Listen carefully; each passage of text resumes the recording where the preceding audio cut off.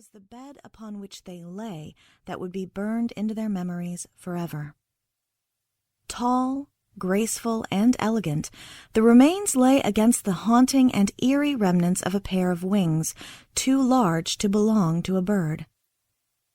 Each feather so real, so well preserved it still glimmered where the light hit it just so. Many of the feathers were so long they reached at least a third of the height of the skeleton itself. Halbrook's thigh muscles cramped as he crouched over the dried-out husk of what had once been a living, breathing human, so entranced he barely gave his discomfort the slightest attention. "So, what do you think?" Wayne asked. An expectant smile revealed her perfect teeth. Halbrook shrugged. "Some sort of headdress?" He spoke the lie effortlessly. He would rather not look the fool. He would be risking his name and his reputation if he admitted aloud what his instinct screamed this creature looked like to him. A thing of myth and fable. A creature so remarkable that thousands of years after the myths had died, people still half believed the stories. A Valkyrie, or an angel. Judging by the location of this dig, only one option made sense. A Valkyrie. Halbrook glanced at Professor Wayne. Her narrowed eyes silently called him a coward. "I'd say this is a Valkyrie, Dr. Halbrook," she said. "Now take your samples and prove me wrong." The mob sniggered, and Halbrook's cheeks reddened. He turned to the remains, not deigning to justify her challenge with an answer. Not deigning to provide the vultures above with more fodder for their jeers. His job was paramount. Not bets with some hard-nosed feminist archaeologist with her head in the past and her fingernails filled with dirt. He reached for his case, snapped the locks, and withdrew a scalpel and a syringe. He concentrated, searching for viable flesh, for bones still intact which could possibly contain living DNA.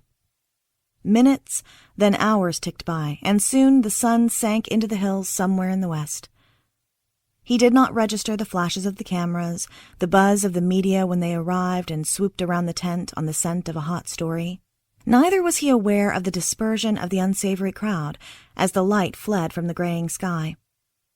At last, all his samples taken, labeled, and stored within his temperature-controlled case, Dr. Halbrook stood and straightened his trousers and jacket.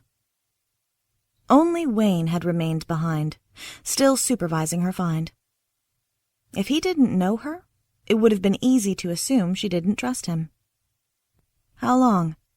Professor Wayne possessed the most disconcerting way of examining Halbrook with her honey gaze, as if she could see right through him into his soul.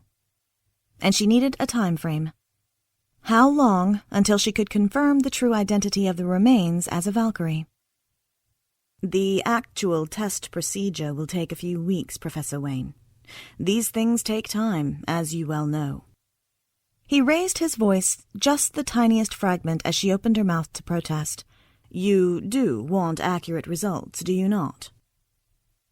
She nodded, arms crossed, skewering him with her heated stare.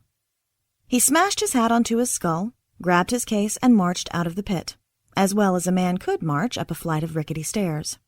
His mind whirled, already planning the details of his experiments and tests before he cleared the last step. Instinct told him what his eyes confirmed, and if his hunch proved true and the skeleton belonged to a Valkyrie, then Halbrook had plans for the precious DNA he carried. Special plans. Chapter 1. I was cold, like the roses on Joshua's casket, like the muddy, dark brown soil waiting to embrace the lifeless remains of the boy who was my friend. My fingers curled around the stem of a butter-yellow rose, knuckles tight. I blinked away the liquid burn stabbing my eyelids. I had to get out, give him the rose, then get the hell away. I tried to squeeze past the old woman who guarded my route to the center aisle, glaring. Her stares slithered down my neck as I passed. I shuffled by, careful not to touch her. But she huffed, her shoulders stiff and unimpressed with my rudeness.